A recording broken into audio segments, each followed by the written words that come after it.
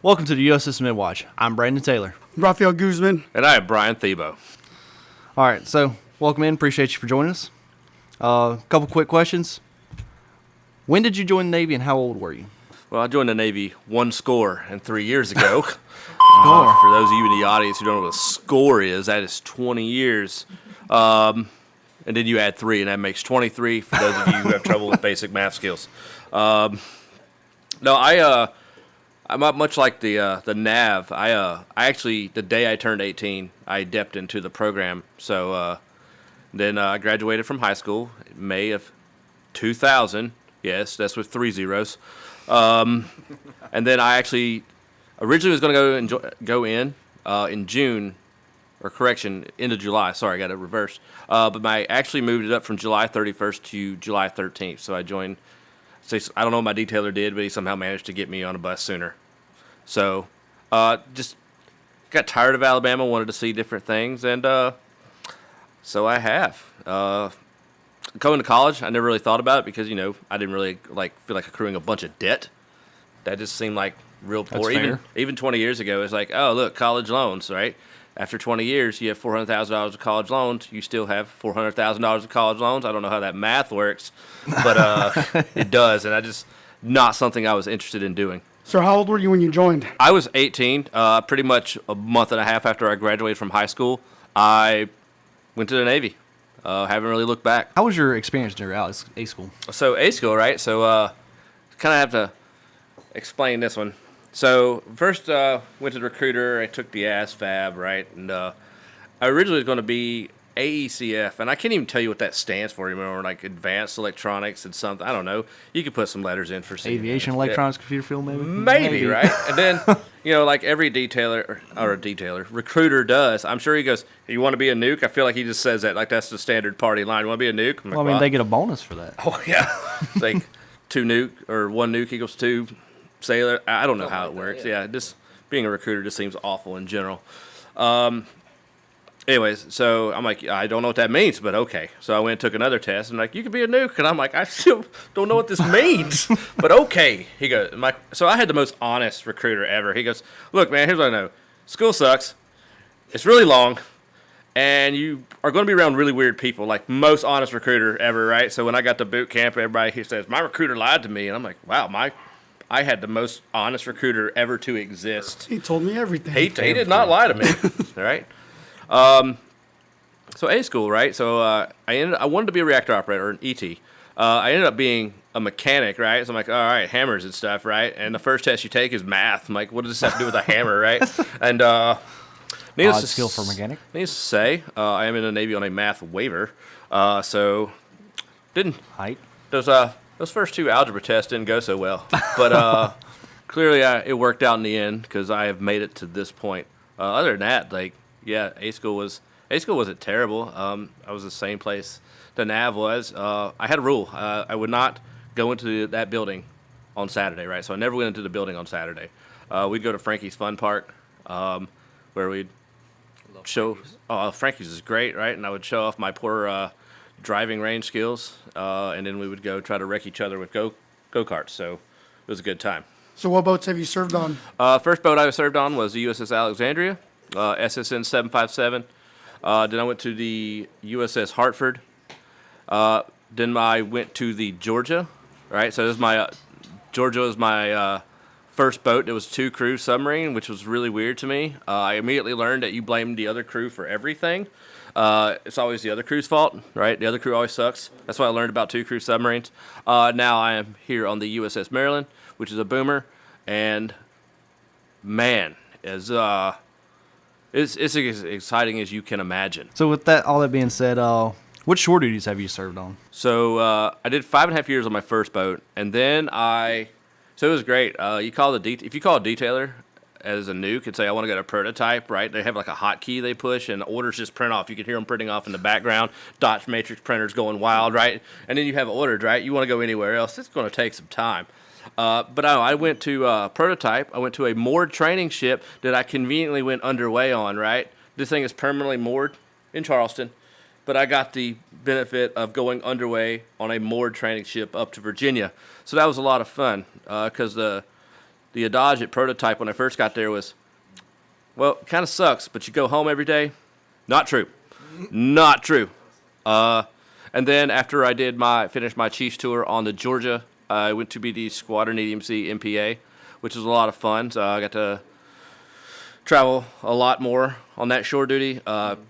Greece, DGAR, went back to DGAR, and I got to visit Djibouti. And if you wonder what Djibouti is like, it looks like a Call of Duty map, right? So I don't encourage you never, ever, ever, if someone says, hey, you want to go to Djibouti, just wave off.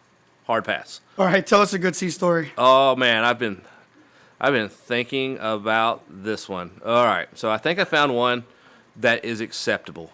So my first two port calls were actually Scotland, right? So actually the first time in Scotland will kind of go along to one of your later questions of what's the most trouble you're willing to admit you got in. But on this one, right, go downtown. So if you pull into Scotland, you go into Faz Lane, and the nearest town is Hillsborough, right? So it was our first night in, and the command said, all right, we don't want you guys going to Glasgow, Stirling, Edinburgh, right? Not on the first day. We want you guys to kind of get used to it. And then the following days, you guys could go out, right? So, okay. So me and my buddy Greg Tamaris, we went into town, right? And we had a young A-ganger, and just for the sake of protecting his identity, I'm not going to say any names of the accused, if you will. Understandable. Anyways, met him. So he just turned 21 while we were underway, right? And if you've ever been to the UK, one thing you don't do is try to outdrink anyone in the UK because you're going to lose, right? Well, McNerlin and the guy he was with, they are going to bar, and he's just tossing them back, right? Like we saw him at one point, and this is the second drunkest human being I've ever seen. If you want, I can tell you about the drunkest human being I've ever seen. But anyway, so night's coming to an end. It's time to go back to the boat. So we go to the where the Liberty van picks us up, right? And there's McNerlin, and like he's obviously drunk, right? Like you know what an obviously drunk person looks like, right? Yeah. Like, but he's so drunk. If you stand near him, you are also going to get inebriated, right? So the duty van comes, and there's like a bunch of us out there. Me and Greg decided, get McNerlin back.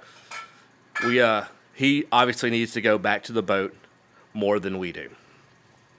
So we go, and we're sitting there waiting and whatnot. The second duty van comes, we get on it, ride back, and we get there, and a sonar tech who had been the duty driver, his name was Dave Belfi, right?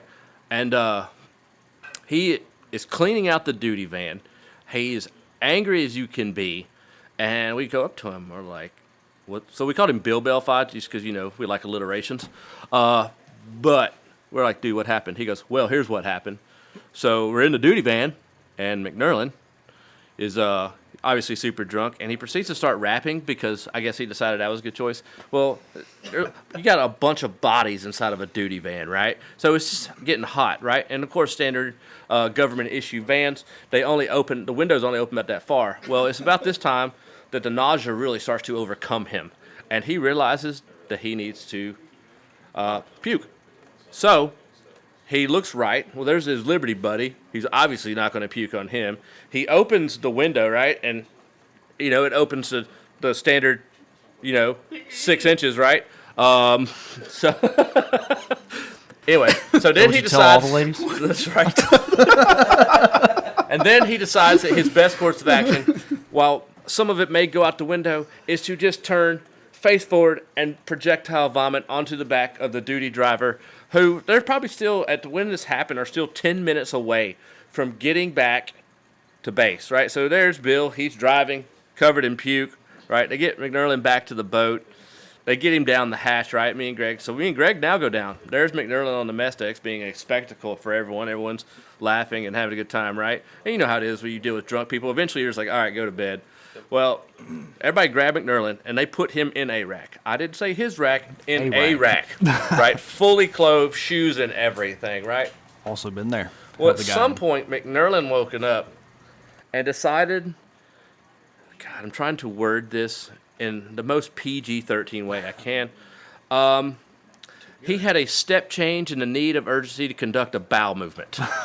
Anyways, his body was a lot faster than he was at unzipping his pants. And McNerlin, still super drunk, proceeds to Evacuate himself. evacuate himself. Really conduct a bottom blowdown, if you will. All right. So now he's in the head, right? And now this is on a 688 Lord where there have is mercy. a single head between forward and aft berthing, right? Well, for some reason, McNerlin gets in there with his defecated pants, takes them off and slings them, right? And now poop flies all over the head, right? So the guys find it and they wake up Doc, and Doc's like, "Oh no, you guys let him get this drunk. You clean it up." So what do you think they cleaned it up with? That's His right. clothes. His clothes. They used his clothes to start wiping it up. And then how do you think they disposed of it? TDU. Yeah, that would have been a smart idea. No, they tried to flush it down the toilet, right? No. If you know anything about a 688 and the way the plumbing system works, T-shirts and other foreign materials should not go in the toilet. So it ended up actually. So you have on a 688, you have the officer head, right? You have the COXO head. You have the chief's quarters head. And you have the head between forward and aft berthing, right? So just by design of the plumbing system, when they flushed this down, it actually clogged 4 of the 5 available heads. Oh, Lord. So if you fast forward Oh, Lord. to the next morning, right? So I am sleeping in the torpedo room because if I had a choice between hot racking and sleeping in the torpedo room, I will curl up next to an ad cap any day of the week, right? It's fair. nice and I cold. respect that. Like you can just lean up against it. It's like an old friend, right? Just cuddle it. Right? I mean, this is probably the best place to be if something does go awry with it anyway. Anyways, I woke up to this line just Not wrong. circling the torpedo room. And that's when I learned what happened. Needless to say, we were actually stuck in Scotland an extra day or two while we resolved the plumbing. At least you're in Scotland. At least, Scotland's great. I highly encourage anyone And to you're go to not Scotland. in Degar. I tell you, DGAR is cool for about the first 12 hours. So, Yeah. right, beyond that, it's Maybe 18 you push it. maybe. Been there personally. I know it. So with all that being said, what's your longest underway been? All right, so neither of the longest underways I actually were scheduled. They were both scheduled for a shorter period of time. I know the NAV talked about one earlier. Now that is my longest time out to sea, but it's not the most number of extensions I've gotten. Right, on my second boat, the Hartford, we were on deployment, 2012. We were supposed to kind of like hop around Europe there. They said, "Hey, we got to pick up these special guys from this boat, and we're going to do a quick 2-week mission." This was May. We pulled into Lisbon, Portugal in August, Jesus. right? So, wow. And the only reason we pulled in is because some guys like his colon was about to explode or Defecating something. himself? Right? He might have. But yeah, it was emergent pull in, and we actually ended up pulling into Lisbon, Portugal at midnight. So that was great. But Fair. yeah. Luckily, it was a deployment, so I had plenty of stuff. Unlike the other one, where we started to run out of things. All right, so what advice would you give a brand new sailor joining boot camp? So I thought about this one too. You always tell yourself. I guess the big thing is letting go, because a lot of guys you get to boot camp. I remember it like, oh man, I can't wait to get back home, right? But just understand it. Like most people I've met in the Navy, they don't go back home, right? And a lot of time you're kind of weighed down with the idea of wanting to go back home, and then you go back home, and you're just kind of disappointed, right? It's like nothing's changed. All these people are still here. It's all the same. You can leave, right? There's places outside of the great state of Alabama that you can go to, and Panama City is effectively just an extension of Alabama. So, PCB. I don't know if you've ever been there. Great time. But yeah, just let go. That's what I would say.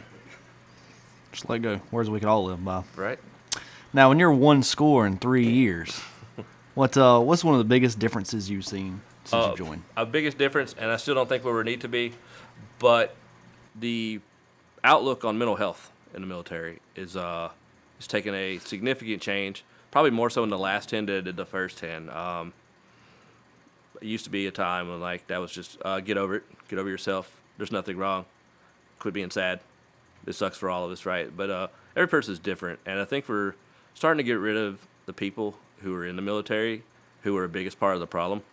Thankfully, they're going away, and I think we are ushering in a new group of sailors and leaders who have an understanding, right? No longer is going to seek mental health now considered That's what I'm looking for. Doesn't make you a pariah. A weakness. There you go. I like it. Good. Weakness. So I think that's one of the biggest changes. But as I said, I still don't think where we need to be. All right, describe your job to someone who has no clue what you do. Okay. I'm a babysitter. Probably the most accurate thing I've heard. What do you say we do here? Say you do here. Let's see. I think my biggest thing is, why did you do that? And I get answers that my 12-year-old gives me. I don't know why I did that. You're 25 years old. How do you not know you did that, right? It's really, really tiring.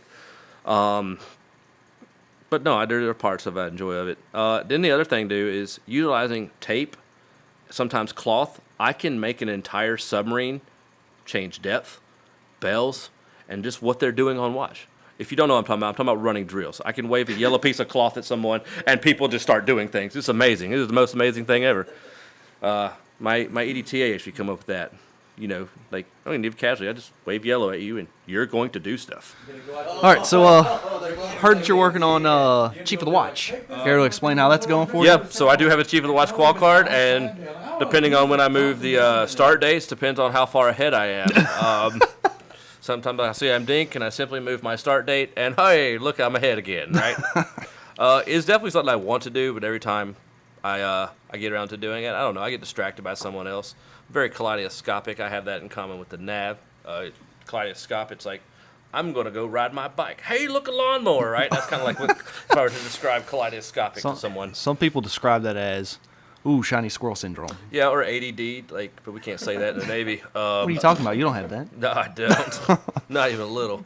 Not at all. So anyways. You briefly went over it a little bit, but how frustrating is running drills? Okay, I'm glad you asked how frustrating running drills is, right? So it's not so much the running of drills. It is I put out the drill monitors, and I try to do this well in advance so guys can see where they are.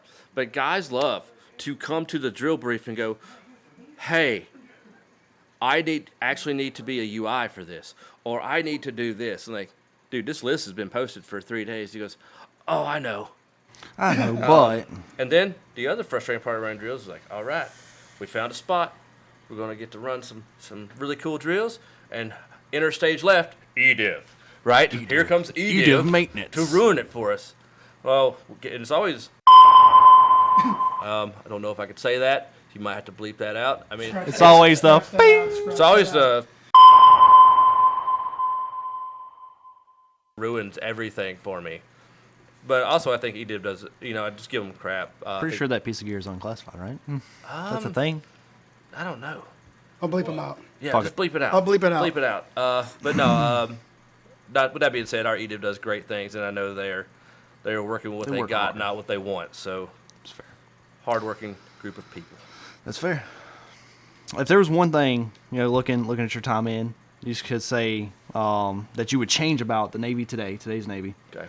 Right, that could benefit your future sailors. What would that one thing be? So one of the things that we're having to deal with right now is retention, right?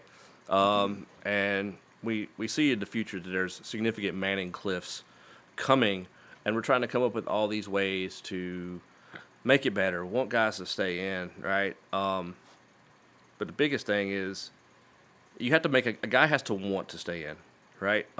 If you break it down, the Navy cannot compete with Facebook or Google or any of these like large server farms or whatnot, right? Like, I have friends who get out of the Navy and they take their kid to work. They drop them off at daycare. They go do their job and come back and the daycare is paid for, right? So we can't compete with that, right? You can't have an entire base just drop their kids off at the CDC, right? It's just not feasible. It starts with making guys want to stay in the Navy. So if you have a real jackass for a chief, or you just got people in your chain of command who are just intolerable human beings, right? There's your problem. Why do I want to work for that guy, right? And a lot of it comes, I will say this, a lot of times maturity plays a big part in it, right?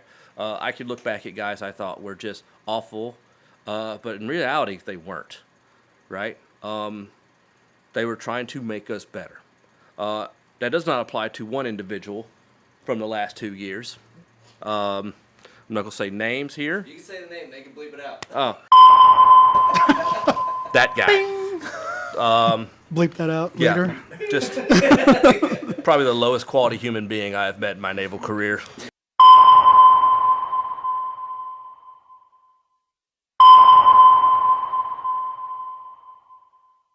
Because no one wants that. Right, the whole thing's just.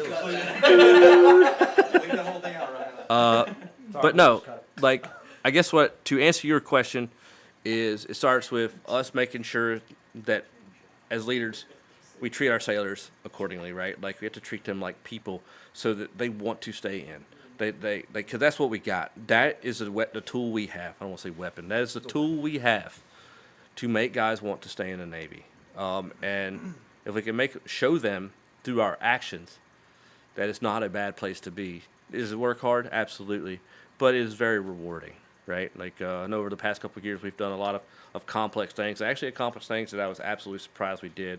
But it's a sense of pride and accomplishment. And instilling that in our junior sailors will, I think, make them want to stay in more than some of the other things we may be doing. I mean, you could throw so much money at a guy, but if he still doesn't want to stay in, no amount of money is going to keep him in.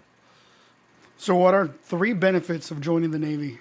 So 3 benefits of joining the Navy, right? So people ask me why I stayed in the Navy. Here's one I'll tell you. In 23 years, I feel like we've been through at least 2 major financial/economical crises, and I can tell you I have not felt the effects of them, right? I never worried about where my paycheck was coming from. I wasn't worried about losing my house. Like, I will tell you that the financial stability is there, that you're going to have a job. It's not like I'm going to show up to work one day and, like, Navy's closed. Oh, no, the Navy's closed. I got to go find a new job, right? Like, that's just not going to happen.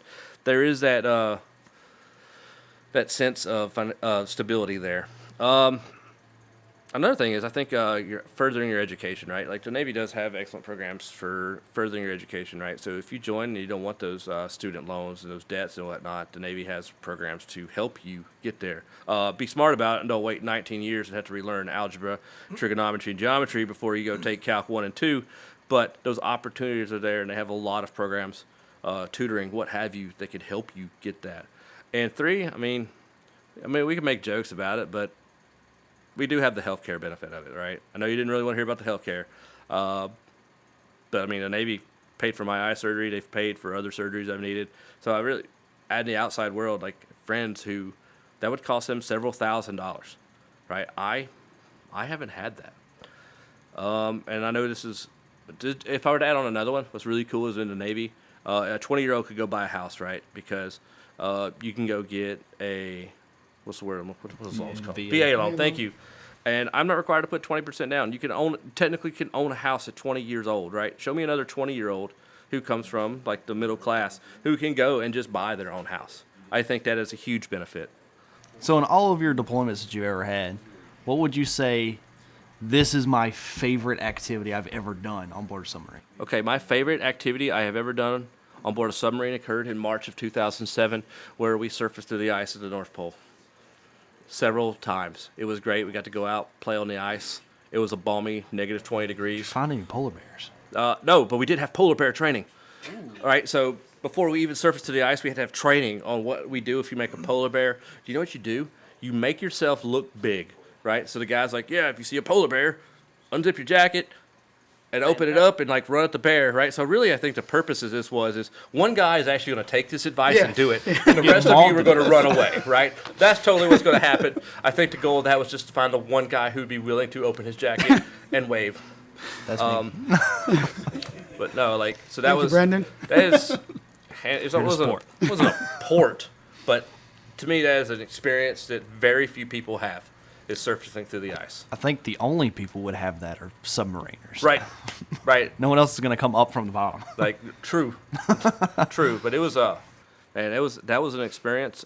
If you've never seen 26-degree seawater, it's incredible. What's your favorite boat meal? Best I ever had also come from that same underway under the ice. We did an ice. Polar bear. We did right.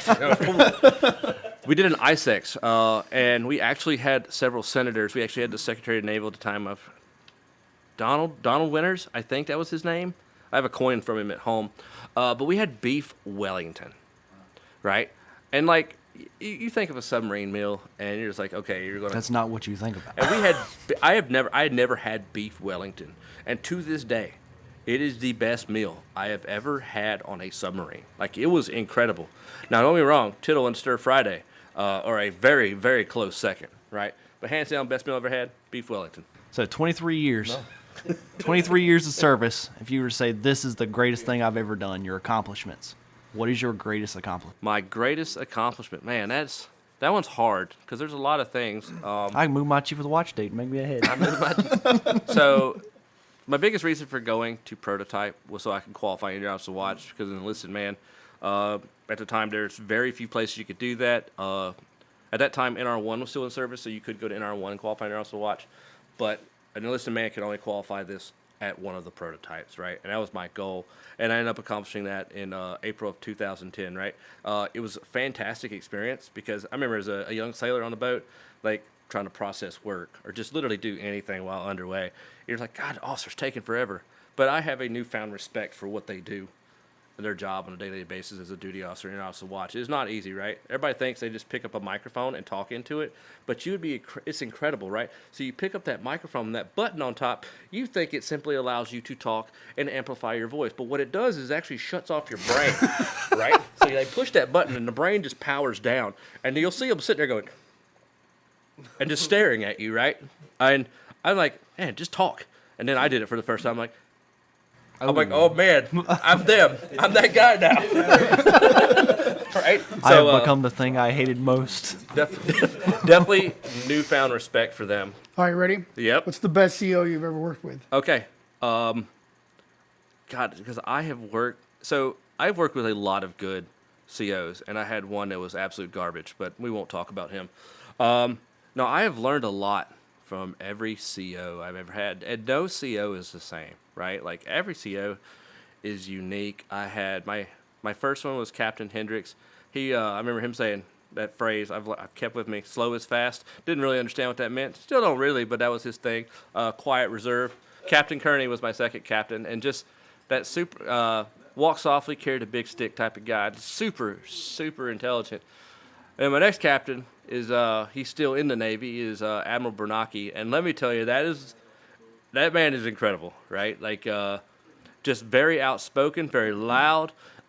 Only captain I've ever seen that made the cooks have a critique about why they ran out of things, and I will never forget. We ran out of breakfast food. We ran out of everything. He goes, It's hard to run out of oven cooked bacon though. oh, we ran out of everything. How? We ran out of butter and ranch dressing.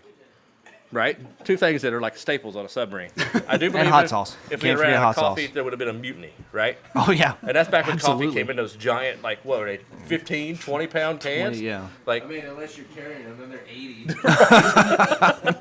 but It's always heavier when you carry it. then from there, on to Georgia. So I'll tell you this. Working for an 05 captain versus working for an 06 captain, you think it's only one rank. But it is a worlds of difference, right? So I get to the Georgia, and I had Captain Breitfelder, who was a very laid-back type of guy. Great. My next one I had was Captain Adams. So a lot of guys did not like Captain Adams, but I loved the guy. He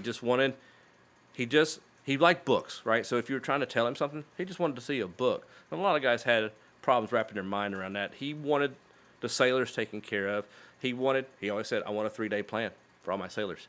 Every chief should have a 3-day plan, right? Just so the sailors could come into work and know what they're doing, right? Then I had Captain Perez, right? So Captain Perez, I know the Nav got to work. He was your chief of staff, right? Yeah. So Captain Perez of all the captains I had the most incredible commanding presence that I've ever seen.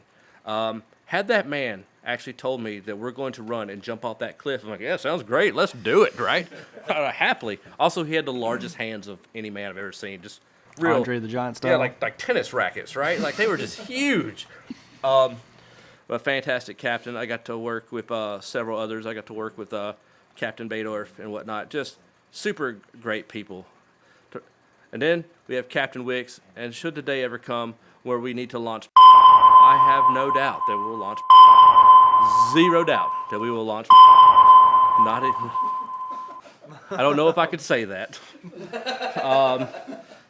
But yeah, just man of the people. Like really, he does care about his people. Like so, I've only had what I would say one bad captain, and I'm not going to talk about him. I'm sure over your 23 years, you've probably been part of several critiques. What would you say is the ones you've learned the most? What I learned, I don't think I could pick one thing I learned the most from.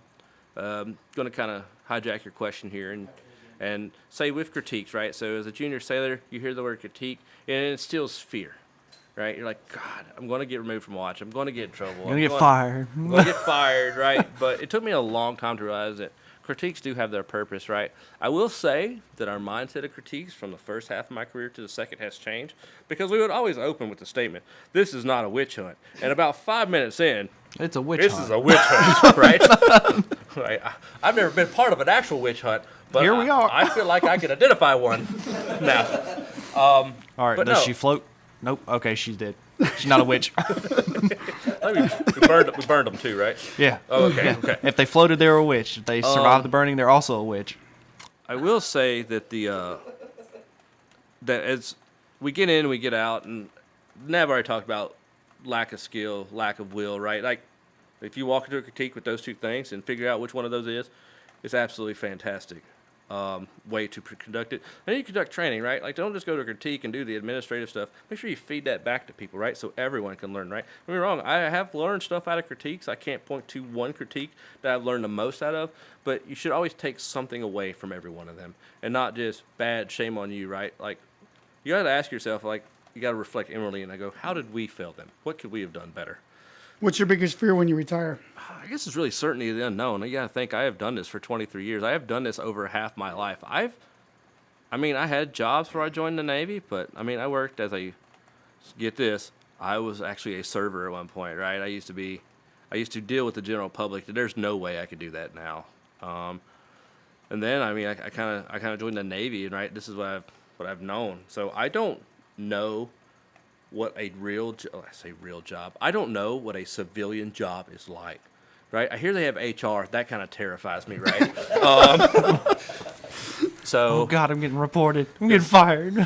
This really, I think a lot of it is the censoring of myself when I get out. Because, we joke, we're like a family on a submarine, and just like,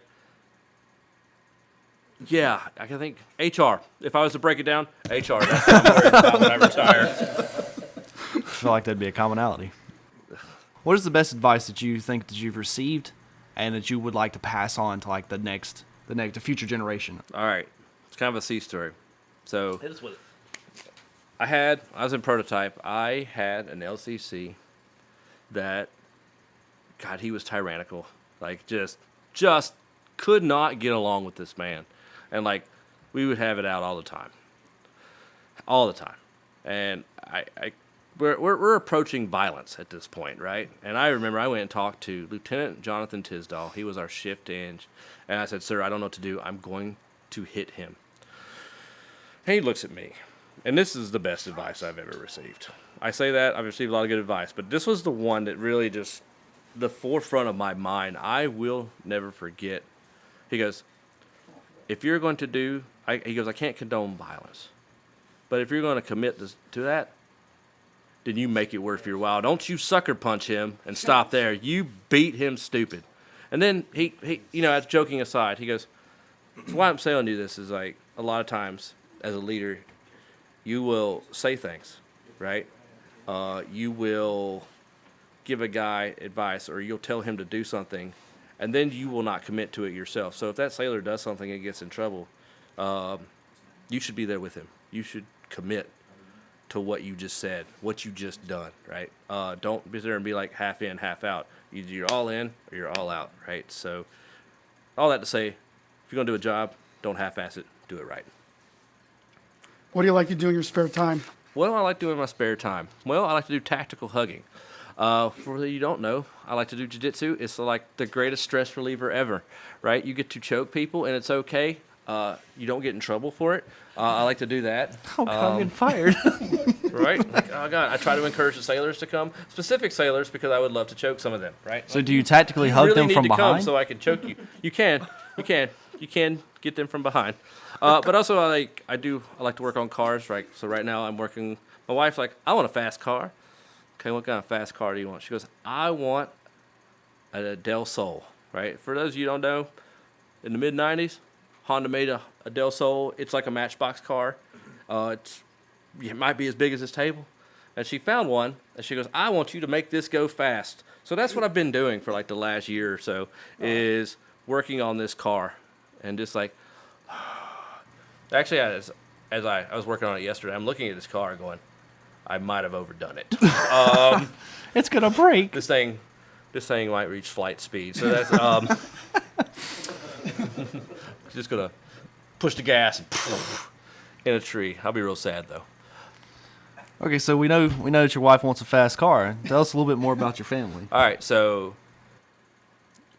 this is my second wife, right? So I have my starter wife, right? Didn't work it out. Like Starter kit? Yeah, like a starter kit. Oh, man, this is not the one for me. So I'm a starter wife. And then I met the wife that I have now. And between us, stand by, we have 6 children, right? Only 3 of them live with us. So they're 18, 16, 15, soon to be 16, 12, and we have Pollux pulling up the rear at 5. So we're all together. It's always a good time, right? Because there's so many different personalities and whatnot. It's just all around a great time. Each one of them is unique in their own way. Yeah, I can't say enough about them. And my wife is fantastic, right? She supports me in my endeavors. Like, this EDMC thing, like, she knew it'd be hard, but she still supports me, like, when I come home. My first year as EDMC was absolutely awful, and I don't think I would have got through it if I didn't have the wife that I have. So, fantastic.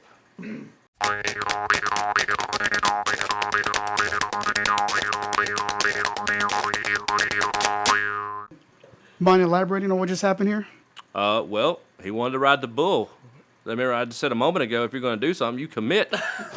So you got to teach him early, right? So, besides, there was padding around. It's fine. If he'd have flew off, he'd have bounced a little, and he'd been okay. I mean, he's 5. Kids bounce. So, I mean, Like a basketball. So what's the most trouble that you've ever been in that you're actually willing to share with us today? okay. So somehow I have made it 23 years without going to a DRB or an XOI or a captain's mast. I have not gone to any of those things. There's been several close calls, but the one I'm actually willing to share with you, remember that Scotland, when I said we went to Scotland twice? Yep. So we left, went out for a while, we came back to Scotland on that same underway. And for some reason, the second time, they were not letting us stay out in town, right? They didn't want us across the country. Anyways, the way it works is when you would go on Liberty, at the gate guard, he would have, like, I don't remember what color it was. He would have like a green piece of paper or like a ticket, if you will. And you had a pink one, right? Just use random colors because I think it was pink and blue, what have you. Sure. So what you would do is you would hand them the pink. They would give you the green or blue, and you would leave, right? That way, whoever the duty chief, duty officer was, come back and see who hadn't come back yet. Just a quick snapshot of, okay, I see blue piece of paper when everything should be pink, right? So we went out, and it's getting late in the evening. Like, we're in Glasgow. For those you don't know, it's about an hour away from Helensburgh, and you take a train. And me and several other people, at least one of them is still in the Navy, so I'm not going to mention his name. But we had his first class named Ben Vernon. He's not. We're good. And I'm like, all right, we got to go back. And now Ben's first class. He goes, no, you're fine. You're with me. I'll let the cob know you're with me. And I've been in the Navy 3 years. This first class told me it was okay, right? All right. So me and the others were like, all right. So we got a hotel. And we stayed in Glasgow that night, right? So we wake up the next day. We think everything's fine. This is the time. We didn't have cell phones, right? I guess somebody wanted us bad enough. Smoke signals, carrier pigeons would have had to do. Anyways, we're walking around. And we see some other people from the boat. They're like, you guys are in so much trouble. What do you mean? they've been looking for you for like the last 18 hours. Lord have And we're mercy. like, oh God, oh God. And we're gonna get fired. Ben still insists, this is fine. You were with me. All right, thanks, first class. All right, so we go, like, well, we need to go back. So we get on the train, right? So we are on a train heading back to Helensborough, right? And something happened. I don't know. We just started giggling like really hard, like the kind of giggling and laughing. It just makes your side hurt. And the trains come to a stop on the train station. Another train is pulling in, right? And I'm giggling, and I look over, and I see Cobb Simpson right across in the other train. He's there with 2 other mechanics because they're out looking for us. And it was one of those weird double takes where we look over, and we look back at each other, and I'm pretty sure he was yelling obscenities at me from that other train. But luckily, there was Two glass panes. two glass panes between us. But I feel like there was a lot of sentence enhancers used by him as he was yelling at us. But I got the gist of it. He goes, and I'm just nodding my head, ferociously. And I look at the guys and go, hey guys, the Cobb's over there. And they're like, shut up. I'm like, no, this is not a joke. The Cobb's over there. And we all look back, and the Cobb is still just yelling. So anyways, we got back to the boat, and we weren't allowed to leave again for like the next 4 days. Understandable. But my biggest concern was, like, I had no idea what was going to happen, right? And we had, like, Captain Kearney, like the nicest guy ever. And so I was standing in Drummo level, and he would come down, he would tour the engine room, and I would always hide from him because, like, oh, God, I don't want him to yell at me, right? Even though he's not going to yell at me. And finally one day he cornered me. He goes, Pastor Thebo, how you doing? I'm like, hi, sir. Doing great. How are you? He goes, I'm really disappointed in you, which is the worst thing he could have done. Please just punch me in the face. Please just beat me with a wet leather strap. Just literally anything. That's your dad coming up to you with a pistol and just right to the back of the head. Oh, right? And, like, he goes, we're all... He did say something that put me at ease. He goes, I was a young sailor once. I understand. Probably going to forgive this one. Probably shouldn't happen again. I'm like, Yes, sir. right, sir. Yes, sir. So, probably the closest or one of the scariest moments. So what actor would play you in a movie? Man, I asked my wife this question as we were reviewing the question, and I'm thinking, yeah, Tom Hardy, right? She goes, nah, Paul Rubin. And for those of you who don't know, that's Pee Wee Herman. Pee Wee Herman would play me in a submarine movie. And I thought about it, and I'm like, okay, yep, can see Yep. it. I think Absolutely. Zach Galifianakis. Fair. I think that's good. So I guess Paul Rubin would hang out with old Tom Hanks over there, and Yeah. he would do a submarine movie. That's fair. So, out of all the uniforms you've seen throughout your career, what would you say is the best one? Which one did you like the most? Man, so all right, the one that's current. If it was up to me, we wear FRVs every day, right? Because that's like wearing pajamas, right? What do you wear at work? Pajamas, right? That'd be great to tell people. But the great utilities, right? Utilities were like an actual comfortable uniform. They would breathe. However, they were made out of, pretty sure, paper. So if you looked at a sharp object, they would just rip somewhere randomly. Also, had I chose to just leave the Navy, I could have taken off the U.S. Navy and put like X on my shirt, and I would still have the same uniform I would to work as a gas station attendant. It was fine. So I like that uniform. It was actually comfortable. Then we got those, Type 1s, which were made out of like sailcloth and were heavy, and if they got wet, they just stayed wet for weeks, right? You could never dry out. It was gross. That sounds nasty. Did not breathe at all. So how has your leadership style changed throughout the years? I think the biggest change would have occurred, empathy. Empathy is the one thing that I have gained over the years. Had a significant event occur in 2013 that really opened my eyes, and I think I was just, at the beginning, when I first achieved, I just didn't understand why guys couldn't get things right. But then I started to learn that no sailor comes to work saying, today, I'm going to do a bad job. I want to do a bad job today. You know why? Because I can. Because it's Tuesday. I want to do a bad job because I hate Taco Tuesday. Right? No sailor's like that, right? Like, I started to learn that you can't just look at a sailor at work, right? Because, like I said, no sailor wants to come to work doing bad. Oftentimes, where the sailor is struggling is at home. He is struggling before he even gets to work, right? So if I see a guy who's not doing well, what have you, my first question is, how are things at home, right? Because that's where it starts, right? If they're not doing well at home, they're not going to do well at work, right? I mean, eventually they may can put on a facade at work, but eventually that facade's going to crack, and more damage is going to be done. So I think that is the biggest way I've changed, is just being empathetic. Who would you say has had the biggest impact on you during your career? And if they were to walk through that door, what would you say to them right now? That would be Senior Chief Gary Thompson. He was my 4th MDiv chief on my first boat. Just a fantastic guy. He wanted everyone to be better. Just his leadership style was impressive. Just everything about him was great. He taught me a lot. And I was only a second class forever. And was qualifying an intermediate supervisor. I wanted to qualify an intermediate supervisor, and the EDMC, because I was second class, didn't want to qualify me, and he is the one who convinced him to let me actually qualify. He goes, if you qualify him, I promise you won't regret it. So I got to qualify as a second, which was probably another huge moment in my career, but he made that happen. All right, what submarine would you like to dedicate this episode to? The USS San Francisco.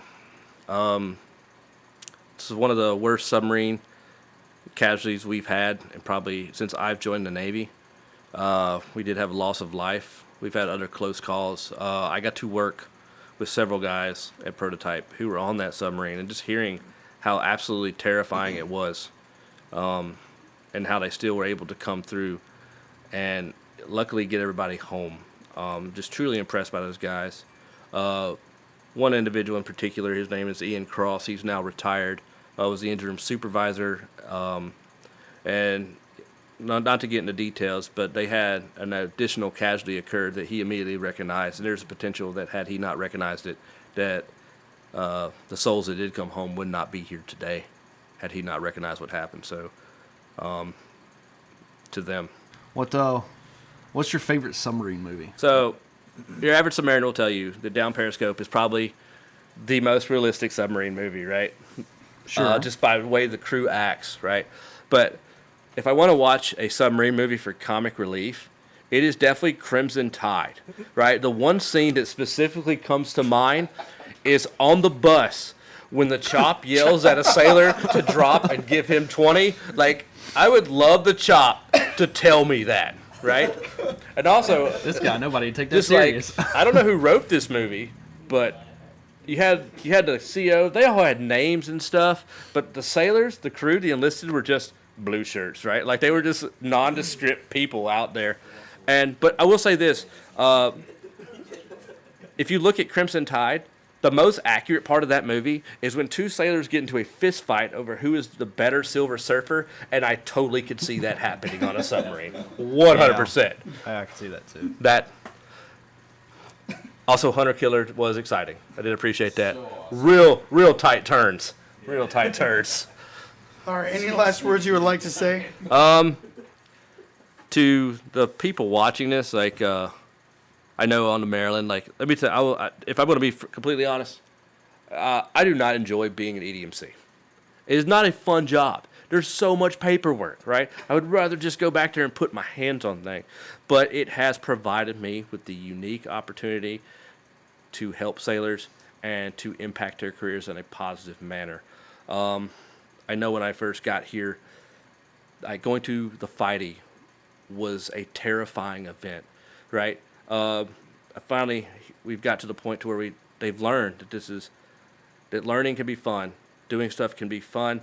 Right? If I just yell and scream at you, it is going to be negative, right? And you're going to associate that with negative things. So, I do enjoy the fact that I have got to be in a position to help sailors. I don't enjoy admin, right? I have books that tell me how to do admin, and it's real gross, and I do not enjoy that aspect of it. Well, thanks for joining us. Pleasure serving you in the last couple of years. Well, thanks for having me. Every time you came into Sonar, on the surface, of course, when we're not doing anything, you'd come in and give us a good laugh. Absolutely. And crack jokes. We had to remind you there was a microphone Yep. at the time. It's like, yeah, we are recording right now. Remember, if you go back to what I said initially, HR. That's my concern, HR. And again, thank you very much for joining us. And thanks for having me. All right.